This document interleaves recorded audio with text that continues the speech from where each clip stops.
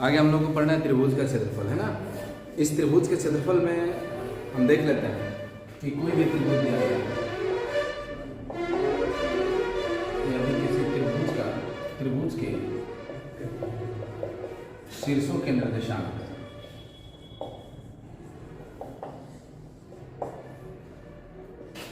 x1 y1 x2 y2 एवं x3 y3 तो त्रिभुज का क्षेत्रफल बराबर हो जाता है 1/2। बस वही डिटर्मिनेंट जैसा भी हम लोग हल कर रहे थे वही हल करना है। x1 y1 x2 y2 and x3 y3 और यहाँ पे हो जाएगा 1।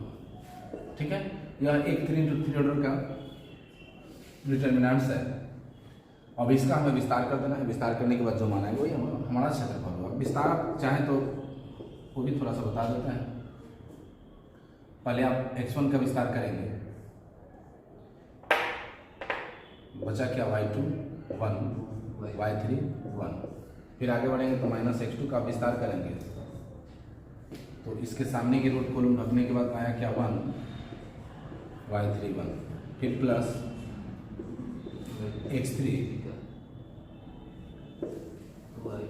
y2 1। ध्यान रहे कि हमने सिर्फ x को ऐसे हल किया है, यानी कि C1 पर।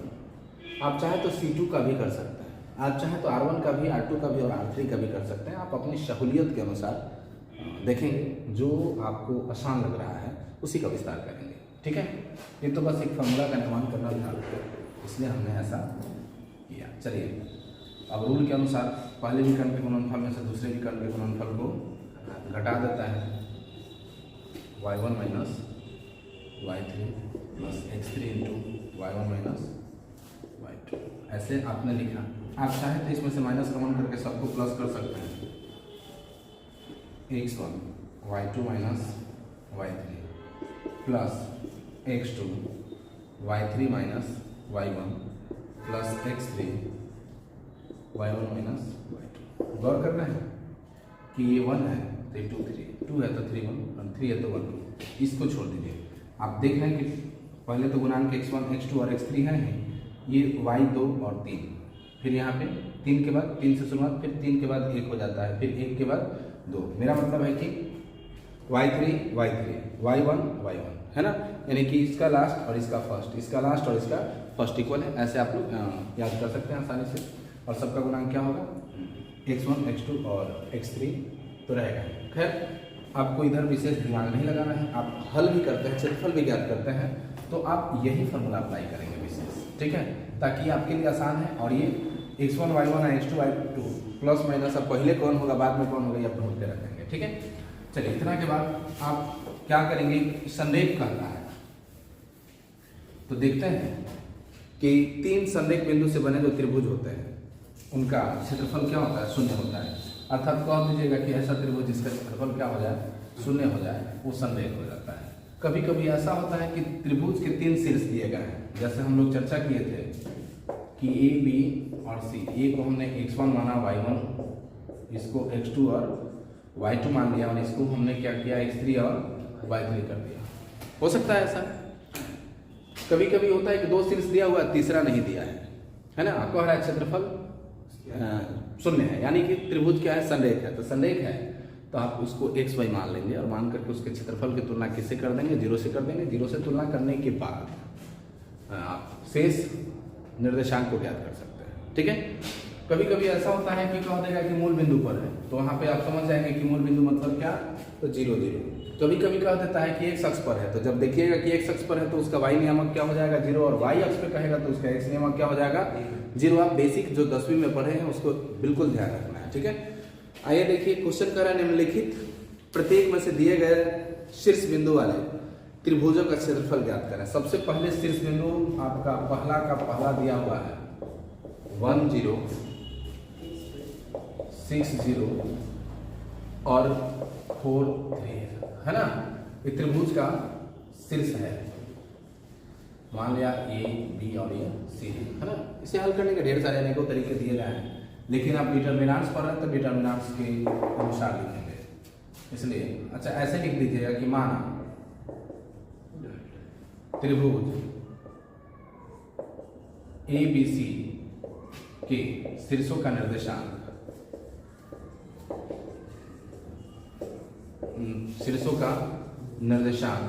क्रमशः A में आपका क्या दिया है 1 1 0, B में क्या दिया है 6 1 0 और C में दिया है 4 1 3। क्लियर है?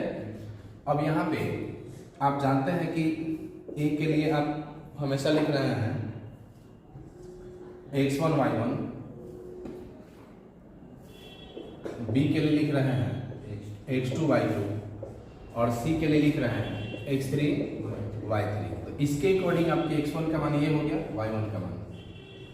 इस तरह से किसी भी शीर्ष के निर्देशांक दिए गए हैं तो उसका पहला बिंदु जो होता है वो x होता है और दूसरा बिंदु जो होता है वो y होता है। ठीक है, आइए निकालते हैं त्रिभुज के क्षेत्रफल को।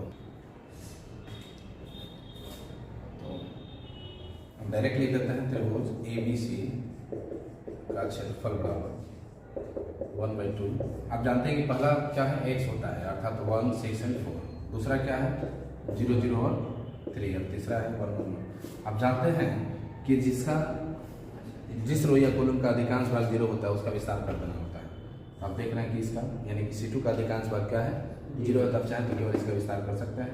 अगर आप हल करके मैंने सरल करके छोटा करके चाहे बनाना तो बना सकते हैं, डायरेक्ट विस्तार करना चाहते हैं तो किसी एक रो या किसी एक कॉलम का विस्तार कर सकते हैं। तो हम सिर्फ इसका विस्तार कर दे रहे हैं, बीच में है अर्थात ये माइनस होगा, इसके सामने की रो कॉलम ढक गया तो ये है -3/2 इंटू 1 - 6 क्या आया जी -3/2 इंटू -5 माइनस माइनस क्या बन गया +5 3 15/2। ये क्षेत्रफल जो है ये आपका वर्ग इकाई में होगा। ठीक है, इस तरह से इस क्वेश्चन को आप लोग हल कर लेंगे। Question number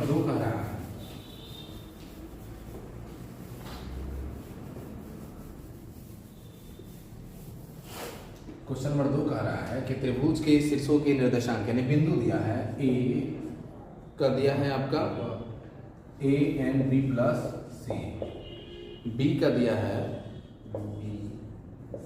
B and C plus A and C का दिया हुआ है C and A plus B। कह रहा है कि दिखाइए कि संरेख है। तो संरेख के लिए मैंने क्या बताया था कि यदि इसका क्षेत्रफल 0 आ गया तो कहेंगे संरेख है, नहीं आया तो कहेंगे संरेख नहीं। आइए देखते हैं त्रिभुज ABC का क्षेत्रफल। आप जानते हैं 1/2 इंटू पहला x1 नेक्स्ट टू x3 हो जाता है, तो x के बदले में पहला बिंदु है A B एंड C, ये हो जाएगा B plus C, C plus A and A plus B और ये 1 1 1। ठीक है, आप ऐसे करते हैं कि इसमें इसको जोड़ देते हैं, इसमें इसको जोड़ देते हैं, इसमें इसको जोड़ देते हैं। यहाँ C1 tends to C1 plus C2 से।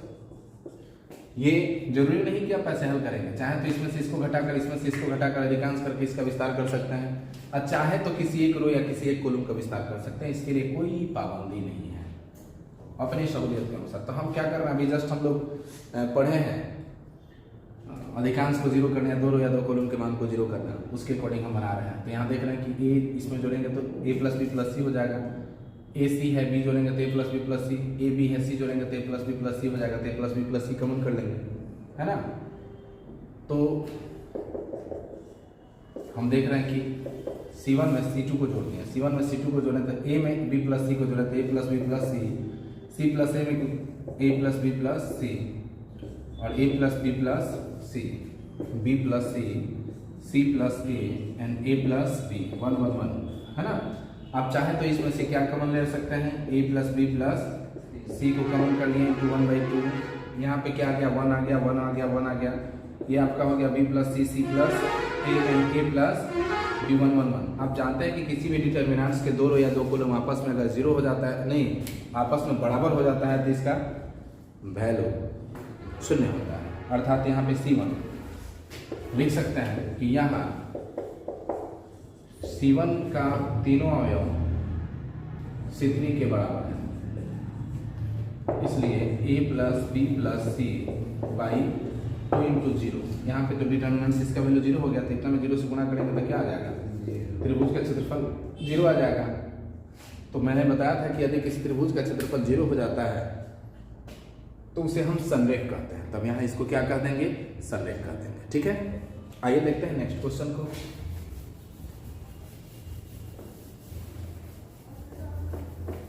क्वेश्चन नंबर 3 में कह रहा है कि k का मान ज्ञात कीजिए यदि त्रिभुज का क्षेत्रफल 4 वर्ग इकाई है जहां शीर्ष बिंदु निम्नलिखित है। 3 का पहला क्वेश्चन मैं बता देता हूं कि शीर्ष बिंदु लिखा जा सकता है, दिया गया शीर्ष बिंदु K0 40 एंड 02 है ना, तथा क्षेत्रफल दो प्रश्न दिए हैं 3 में, दोनों के लिए क्षेत्रफल क्या है, 4 वर्ग इकाई। ठीक है, तो चूंकि हम जानते हैं कि त्रिभुज का क्षेत्रफल बराबर होता क्या है, पहले लाइन में x का मान यानी कि पहला बिंदु K 4 एंड 0 0 एंड 2 1 1 1 है ना, तो इसका मान क्या है 4 4 और ये सॉरी 1/2 तो छोड़ दिया मैंने। अब ये हो गया K 4 0 0 0। अब हमने क्या बताया, भाग इधर आकर क्या बन गया, गुना 4 दूनी 8 बराबर। अब देखते हैं कि जिसमें अधिकांश 0 है उसका हम विस्तार कर देते हैं। तो अधिकांश 0 तो इसी में दिख रहा है C2 में, अब 2 का विस्तार करना है तो यहाँ बीच वाला भाग है, मैं बताया था इसके बीच वाला भाग क्या हो जाता है, माइनस हो जाता है, हमने माइनस कर दिया। अगर ऑलरेडी माइनस दिया गया हो तो इसका मान क्या हो जाएगा, प्लस हो जाएगा, यानी कि चिन्ह बदल जाता है। तो इसके सामने की रो कॉलम को ढक रहा है, तो क्या बच रहा है K 4 1 1 है ना।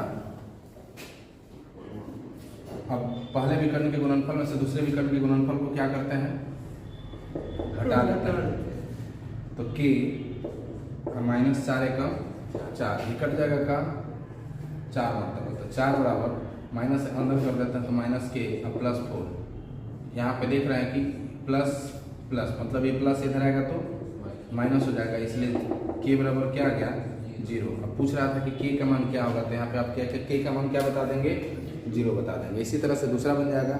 आइए देखते हैं नेक्स्ट क्वेश्चन को। आप एक और चीज़ पे ध्यान देंगे कि ये जो क्षेत्रफल आप लिख रहे हैं ना, ये प्लस माइनस दोनों में लिखिएगा। ठीक है, तो यहाँ प्लस माइनस दोनों हो गया, तो मान लीजिए कि आप एक टर्म में क्या कर दिए हैं कि प्लस 2 तो यहाँ कट चुका है, तो एक बार प्लस 4 के साथ हल कर लिए और एक बार क्या कीजिए -4 के साथ लीजिएगा, तो यहाँ हो जाएगा -K और ये माइनस माइनस प्लस 4।